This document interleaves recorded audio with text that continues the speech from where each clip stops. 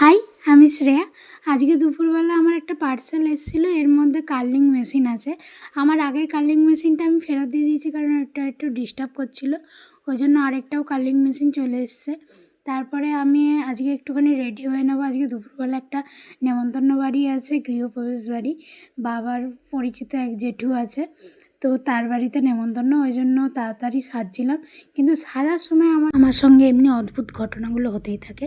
তো তাড়াতাড়ি আমি চুলও বেঁধে নিচ্ছিলাম, রেডি হয়ে গেছি। এবার আমি কানের দুলটা পরতে ভুলে গেছি, সেই কানের দুলটাও পরে নিয়েছি, কিন্তু কানের দুল পরার সময় আমার গুঁজি খুঁজে পাই না, তো বেরিয়ে গেছি।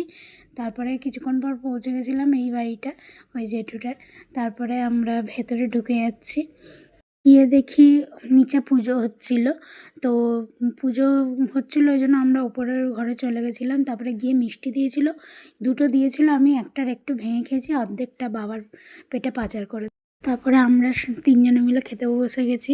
তো বাবা পরে হাই করছে যখন ক্যামেরা নামিয়ে দিচ্ছি।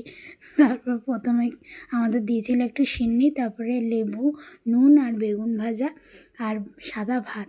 আমি ভাতটাকে ভাগ করে দিলাম যে এক সাইডে দিতে, এসে আমার মাঝখানে দিয়ে দিল। এটা যে কেন এমনি করে কে জানে, মানে মানে কিছু বলার নেই এদেরকে।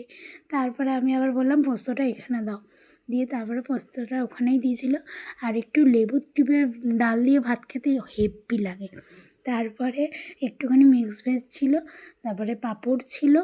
আর পাঁপড়ের খেয়ে আমি আর কিছু নিইনি, মিষ্টি, পায়েস, চাটনি এগুলো কিচ্ছু নিইনি, সব বাদ দিয়ে দিয়েছি। তারপরে বাড়ি আসার জন্য বেরিয়ে গেছি। তো আমার ভিডিওটা ভালো লাগলে প্লিজ লাইক, কমেন্ট, শেয়ার আর ফলো করো। বাই।